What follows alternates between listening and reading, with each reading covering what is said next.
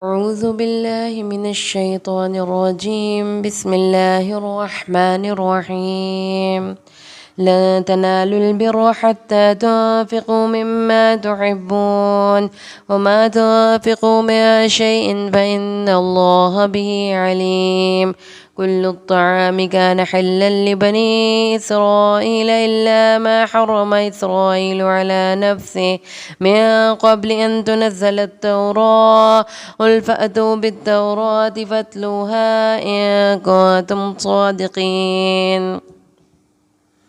فمن افترى على الله الكذب من بعد ذلك فأولئك هم الظالمون. قل صدق الله. فاتبعوا ملة إبراهيم حنيفا وما كان من المشركين. إن أول بيت وضع للناس للذي ببكة مباركا وهدى للعالمين. فيه آيات بينات مقام إبراهيم ومن دخله كان آمنا. ولله على الناس حج البيت من استطاع إليه سبيلا وما كفر فإن الله غني عن العالمين. قل يا أهل الكتاب لم تكفرون بآيات الله والله شهيد على ما تعملون. قل يا أهل الكتاب لم تصدون عن سبيل الله من آمن تبغونها عوجا وأنتم شهداء وما الله بغافل عما تعملون. يا أيها الذين آمنوا إن تطيعوا فريقا من الذين أوتوا الكتاب يردوكم بعد إيمانكم كافرين. وكيف تكفرون وأنتم تتلى عليكم آيات الله وفيكم رسوله ومن يعتصم بالله فقد هدي إلى صراط مستقيم. يا أيها الذين آمنوا اتقوا الله حق تقاته ولا تموتن إلا وأنتم مسلمون. واعتصموا بحبل الله جميعا ولا تفرقوا. واذكروا نعمة الله عليكم إذ كنتم أعداء فألف بين قلوبكم وأصبحتم بنعمته إخوانا وكنتم على شفا حفرة من النار فأنقذكم منها. كذلك يبين الله لكم آياته لعلكم تهتدون. ولتكن منكم أمة يدعون إلى الخير ويأمرون بالمعروف وينهون عن المنكر وأولئك هم المفلحون. ولا تكونوا كالذين تفرقوا واختلفوا من بعد ما جاءهم البينات وأولئك لهم عذاب عظيم. يوم تبيض وجوه وتسود وجوه فأما الذين اسودت وجوههم وكفرتم بعد إيمانكم فذوقوا العذاب بما كنتم تكفرون. وأما الذين ابيضت وجوههم ففي رحمة الله هم فيها خالدون. تلك آيات الله نتلوها عليك بالحق وما الله يريد ظلما للعالمين. ولله ما في السماوات وما في الأرض وإلى الله ترجع الأمور. كنتم خير أمة أخرجت للناس تأمرون بالمعروف وتنهون عن المنكر وتؤمنون بالله. ولو آمن أهل الكتاب لكان خيرا لهم منهم المؤمنون وأكثرهم الفاسقون. لن يضروكم إلا أذى وإن يقاتلوكم يولوكم الأدبار ثم لا ينصرون. ضربت عليهم الذلة أينما ثقفوا إلا بحبل من الله وحبل من الناس وباءوا بغضب من الله وضربت عليهم المسكنة ذلك بأنهم كانوا يكفرون بآيات الله ويقتلون الأنبياء بغير حق ذلك بما عصوا وكانوا يعتدون. ليسوا سواء من أهل الكتاب أمة قائمة يتلون آيات الله آناء الليل وهم يسجدون يؤمنون بالله واليوم الآخر ويأمرون بالمعروف وينهون عن المنكر ويسارعون في الخيرات وأولئك من الصالحين وما يفعلوا من خير فلن يكفروه والله عليم بالمتقين إن الذين كفروا لا تغني عنهم أموالهم ولا أولادهم من الله شيئا وأولئك أصحاب النار هم فيها خالدون مثل ما ينفقون في هذه الحياة الدنيا كمثل ريح فيها صر أصابت حرث قوم ظلموا أنفسهم فأهلكت وما ظلمهم الله ولكن أنفسهم يظلمون يا أيها الذين آمنوا لا تتخذوا بطانة من دونكم لا يألونكم خبالا ودوا ما عنتم قد بدت البغضاء من أفواههم وما تخفي صدورهم أكبر قد بينا لكم الآيات إن كنتم تعقلون ها أنتم أولئك تحبونهم ولا يحبونكم وتؤمنون بالكتاب كله وإذا لقوكم قالوا آمنا وإذا خلوا عضوا عليكم الأنامل من الغيظ قل موتوا بغيظكم إن الله عليم بذات الصدور إن تمسسكم حسنة تسؤهم وإن تصبكم سيئة يفرحوا بها وإن تصبروا وتتقوا لا يضركم كيدهم شيئا إن الله بما يعملون محيط وإذ غدوت من أهلك تبوئ المؤمنين مقاعد للقتال والله سميع عليم إذ همت طائفتان منكم أن تفشلا والله وليهما وعلى الله فليتوكل المؤمنون ولقد نصركم الله ببدر وأنتم أذلة واتقوا الله لعلكم تشكرون إذ تقولوا للمؤمنين ألن يكفيكم أن يمدكم ربكم بثلاثة آلاف من الملائكة منزلين بلى إن تصبروا وتتقوا ويأتوكم من فوركم هذا يمددكم ربكم بخمسة آلاف من الملائكة مسومين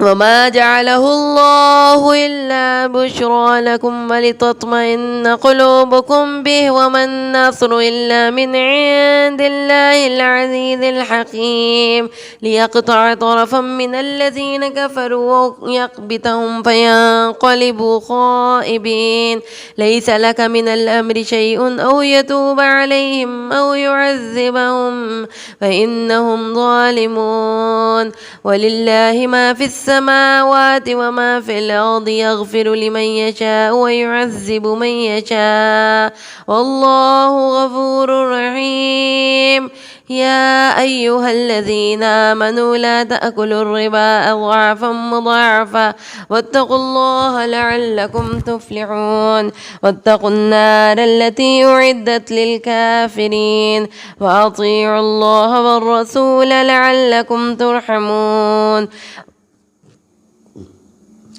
وسارعوا إلى مغفرة من ربكم وجنة عرضها السماوات والأرض أعدت للمتقين الذين ينفقون في السراء والضراء والكاظمين الغيظ والعافين عن الناس والله يحب المحسنين والذين إذا فعلوا فاحشة أو ظلموا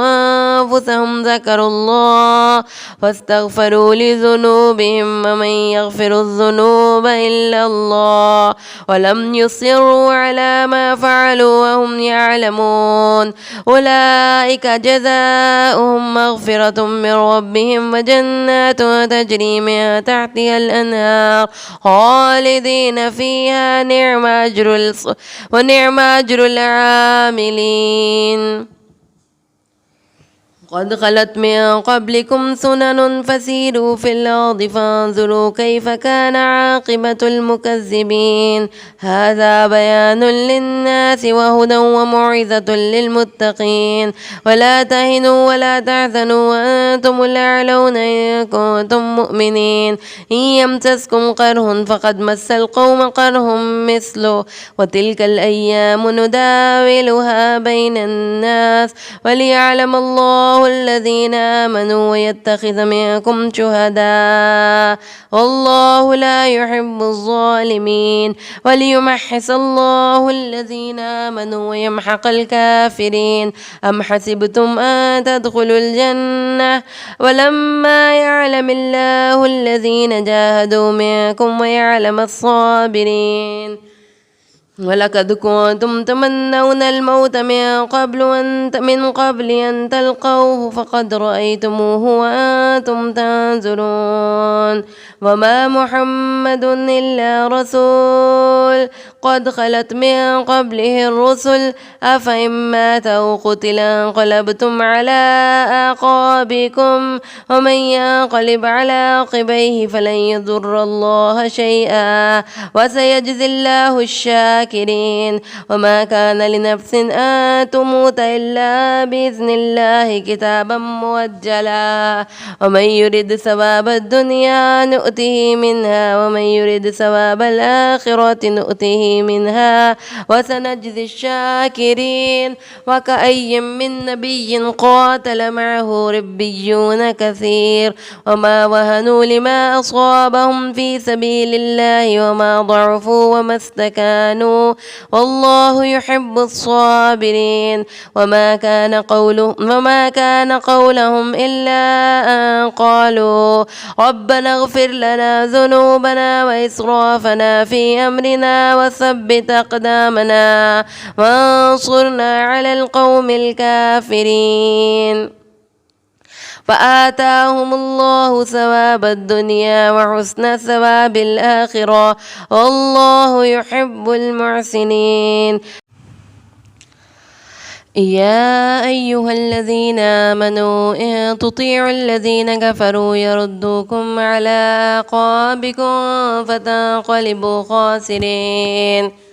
بل الله مولاكم وهو خير الناصرين سنلقي في قلوب الذين كفروا الرعب بما أشركوا بالله ما لم ينزل به سلطانا ومأواهم النار وبئس مثوى الظالمين ولقد صدقكم الله وعده إذ تحسونهم بإذنه حتى إذا فشلتم وتنازعتم في الأمر وعصيتم من بعد ما أراكم ما تحبون منكم من يريد الدنيا ومنكم من يريد الآخرة ثم صرفكم عنهم ليبتليكم ولقد عفا عنكم والله ذو فضل على المؤمنين إذ تصعدون ولا تلفون على أحد والرسول يدعوكم في أخراكم فأثابكم غما بغم لكي لا تحزنوا على ما فاتكم ولا ما أصابكم والله خبير بما تعملون ثم أنزل عليكم من بعد الغم أمنة نعاسا يغشى طائفة منكم وطائفة قد أهمتهم أنفسهم يظنون بالله غير الحق ظن الجاهلية يقولون هل لنا من الأمر من شيء قل إن الأمر كله لله يخفون في أنفسهم ما لا يبدون لك ويقولون لو كان لنا من الأمر شيء ما قتلنا هاهنا قل لو كنتم في بيوتكم لبرز الذين كتب عليهم القتل إلى مضاجعهم وليبتلي الله ما في صدوركم وليمحص ما في قلوبكم والله عليم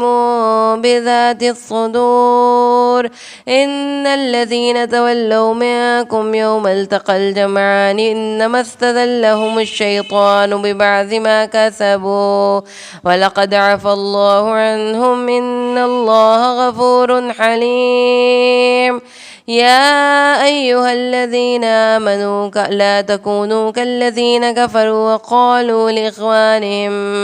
إذا ضربوا في الأرض أو قالوا غزا لو كانوا عندنا ما ماتوا وما قتلوا ليجعل الله ذلك حسرة في قلوبهم والله يحيي ويميت والله بما تعملون بصير. ولئن قتلتم في سبيل الله أو متم لمغفرة من الله ورحمة خير مما يجمعون. ولئن متم أو قتلتم لإلى الله تحشرون. وبما رحمة من الله لنت لهم ولو كنت فظا غليظ القلب لانفضوا من حولك فاعف عنهم واستغفر لهم وشاورهم في الأمر فإذا عزمت فتوكل على الله إن الله يحب المتوكلين. إن ينصركم الله فلا غالب لكم وإن يخذلكم فمن ذا الذي ينصركم من بعده وعلى الله فليتوكل المؤمنون. وما كان لنبي أن يغل ومن يغلل يأت بما غل يوم القيامة ثم توفى كل نفس ما كسبت وهم لا يظلمون. أفمن اتبع رضوان الله كمن باء بسخط من الله ومأواه جهنم وبئس المصير. هم درجات عند الله والله بصير بما يعملون. لقد من الله على المؤمنين إذ بعث فيهم رسولا من أنفسهم يتلو عليهم آياته ويزكيهم ويعلمهم الكتاب والحكمة وإن كانوا من قبل لفي ضلال مبين. أولما أصابتكم مصيبة قد أصبتم مثليها قلتم أن هذا قل هو من عند أنفسكم إن الله على كل شيء قدير. وما أصابكم يوم التقى الجمعان فبإذن الله وليعلم المؤمنين وليعلم الذين نافقوا. وقيل لهم تعالوا قاتلوا في سبيل الله أو ادفعوا قالوا لو نعلم قتالا لاتبعناكم هم للكفر يومئذ أقرب منهم للإيمان يقولون بأفواههم ما ليس في قلوبهم والله أعلم بما يكتمون. الذين قالوا لإخوانهم وقعدوا لو أطاعونا ما قتلوا قل فادرءوا عن أنفسكم الموت إن كنتم صادقين. ولا تحسبن الذين قتلوا في سبيل الله أمواتا بل أحياء عند ربهم يرزقون فرحين بما آتاهم الله من فضله ويستبشرون بالذين لم يلحقوا بهم من خلفهم ألا خوف عليهم ولا هم يحزنون. يستبشرون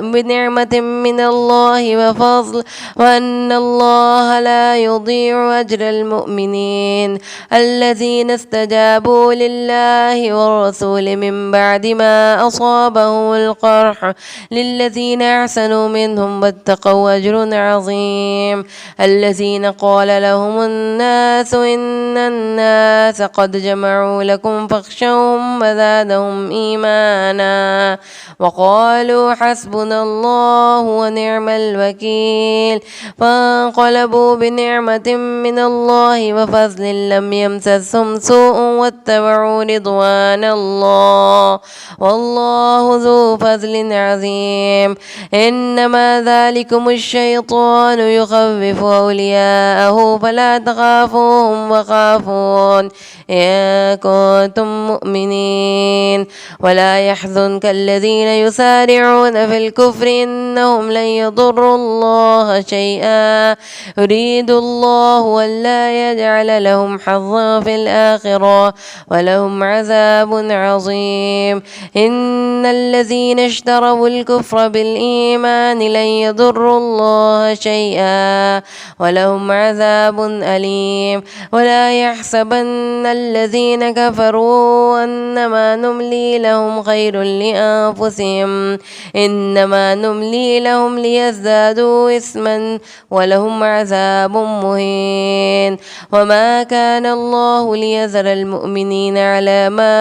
أنتم عليه حتى يميز الخبيث من الطيب وما كان الله ليطلعكم على الغيب ولكن الله يجتبي من رسله من يشاء فآمنوا بالله ورسله وإن تؤمنوا وتتقوا فلكم أجر عظيم ولا يحسبن الذين يبخلون بما آتاهم الله من فضله هو خيرا لهم بل هو شر لهم سيطوقون ما بخلوا به يوم القيامة ولله ميراث السماوات والأرض والله بما تعملون خبير لقد سمع الله قول الذين قالوا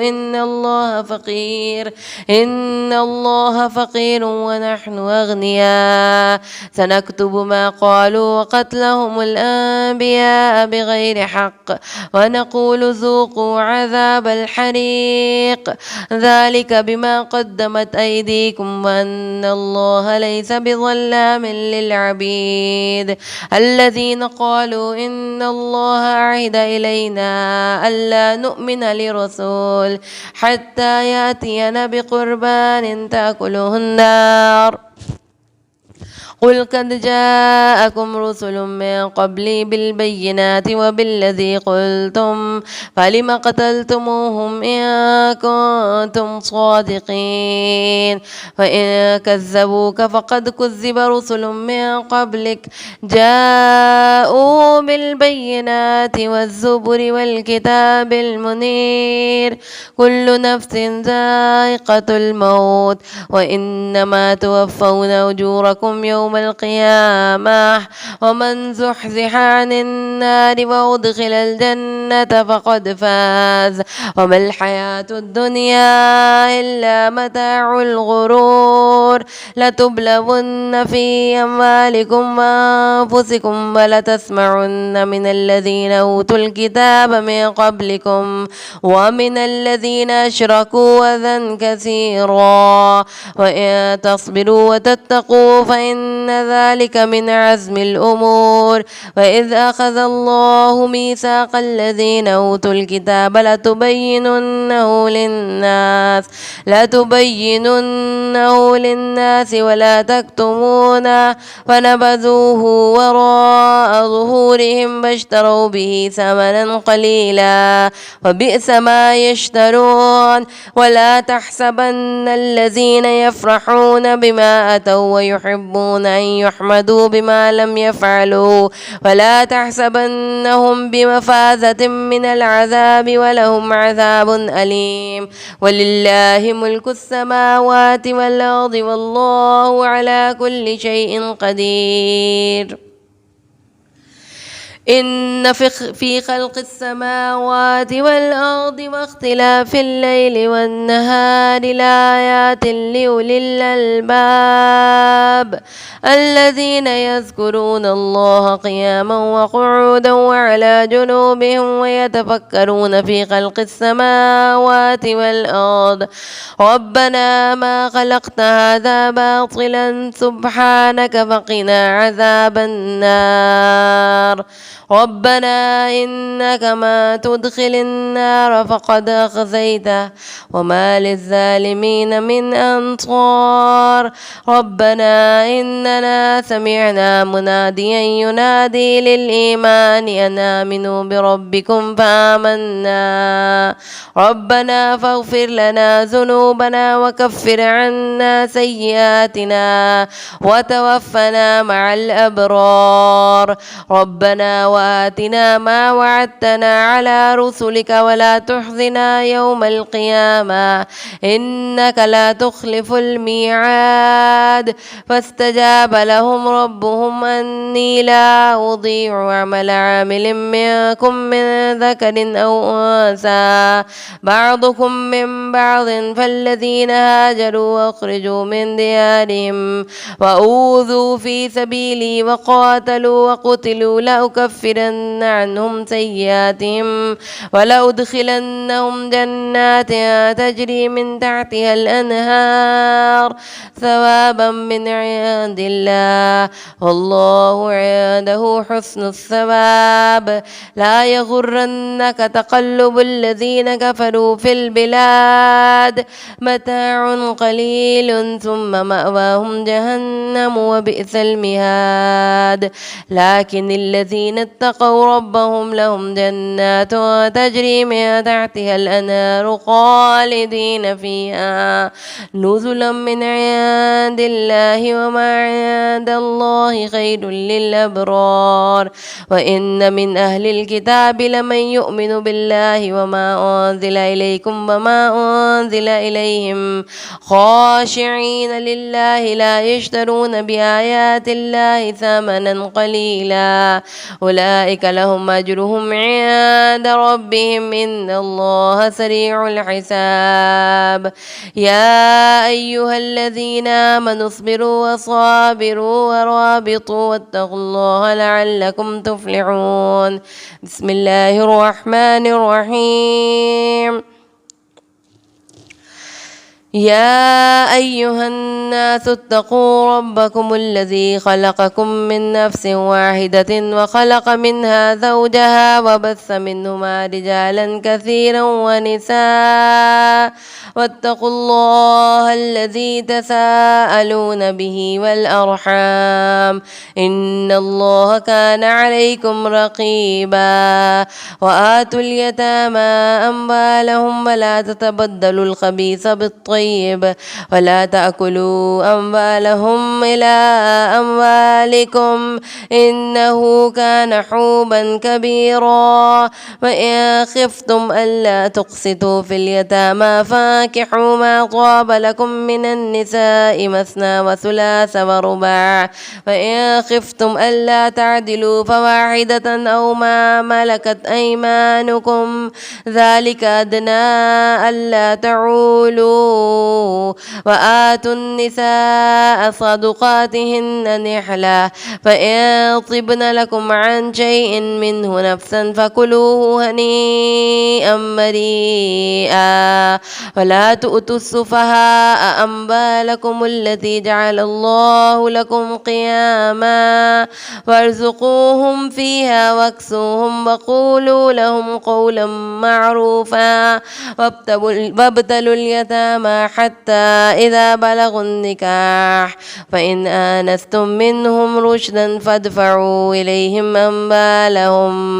ولا تأكلوها إسرافا وبدارا أن يكبروا وما كان غنيا فليستعفف وما كان فقيرا فليأكل بالمعروف وإذا دفعتم إليهم أموالهم فأشهدوا عليهم وكفى بالله حسيبا للرجال نصيب مما ترك الوالدان والأقربون وللنساء نصيب مما ترك الوالدان والأقربون مما قل منه أو كثر نصيبا مفروضا وإذا حضر القسمة أولو القربى واليتامى والمساكين فارزقوهم منه وقولوا لهم قولا معروفا وليخشى الذين لو تركوا من من خلفهم ذرية ضعافا خافوا عليهم فليتقوا الله وليقولوا قولا سديدا. إن الذين يأكلون أموال اليتامى ظلما إنما يأكلون في بطونهم نارا وسيصلون سعيرا. يوصيكم الله في أولادكم للذكر مثل حظ الأنثيين فإن كن نساء فوق اثنتين فلهن ثلثا مما ترك وإن كانت واحدة فلها النصف ولأبويه لكل واحد منهما السدس مما ترك إن كان له ولد فإن لم يكن له ولد فورثه أبواه فلأمه الثلث وإن كان له إخوة فلأمه السدس من بعد وصية يوصى بها أو دين. آباؤكم وأبناؤكم لا تدرون أيهم أقرب لكم نفعا فريضة من الله إن الله كان عليما حكيما. ولكم نصف ما ترك أزواجكم إن لم يكن لهن ولد وإن كان لهن ولد فلهن الربع مما تركن من بعد وصية يوصين بها أو دين ولهن الربع مما تركتم إن لم يكن لكم ولد فإن كان لكم ولد فلهن الثمن مما تركتم من بعد وصية توصون بها أو دين. وإن كان رجل يورث كلالة أو امرأة وله أخ أو أخت فلكل واحد منهما السدس فإن كانوا أكثر من ذلك فهم شركاء في الثلث من بعد وصية يوصى بها أو دين غير مضار وصية من الله والله عليم حليم. تلك حدود الله ومن يطع الله ورسوله يدخله جنات تجري من تحتها الأنهار خالدين فيها وذلك الفوز العظيم. ومن يعص الله ورسوله ويتعد حدوده يدخله نارا خالدا فيها وله عذاب مهين. واللاتي يأتين الفاحشة من نسائكم فاستشهدوا عليهن أربعة منكم فإن شهدوا فأمسكوهن في البيوت حتى يتوفاهن الموت أو يجعل الله لهن سبيلا. واللذان يأتيانها منكم فآذوهما فإن تابا وأصلحا فأعرضوا عنهما إن الله كان توابا رحيما. إنما التوبة على الله للذين يعملون السوء بجهالة ثم يتوبون من قريب فأولئك يتوب الله عليهم وكان الله عليما حكيما. وليست التوبة للذين يعملون السيئات حتى إذا حضر أحدهم الموت فقال إني تبت الآن وللذين يموتون وهم كفار أولئك أعتدنا لهم عذابا أليما. يا أيها الذين آمنوا لا يحل لكم أن ترثوا النساء كرها فلا تعزلوهن لتذهبوا ببعض ما آتيتموهن إلا أن يأتين بفاحشة مبينة وعاشروهن بالمعروف فإن كرهتموهن فعسى أن تكرهوا شيئا ويجعل الله فيه خيرا كثيرا. وإن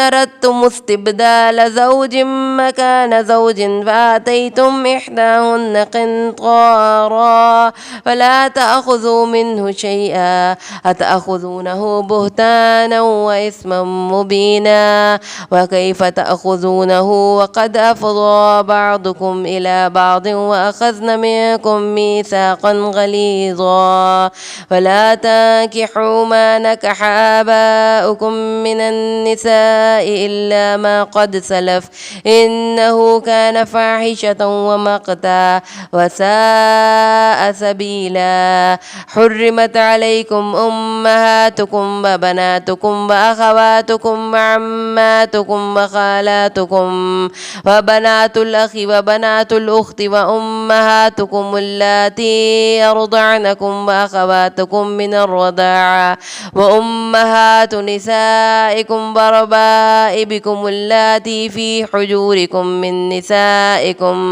من نسائكم اللاتي دخلتم بهن فإن لم تكونوا دخلتم بهن فلا جناح عليكم وحلائل أبنائكم الذين من أصلابكم وأن تجمعوا بين الأختين إلا ما قد سلف إن الله كان غفورا رحيما صدق الله العظيم.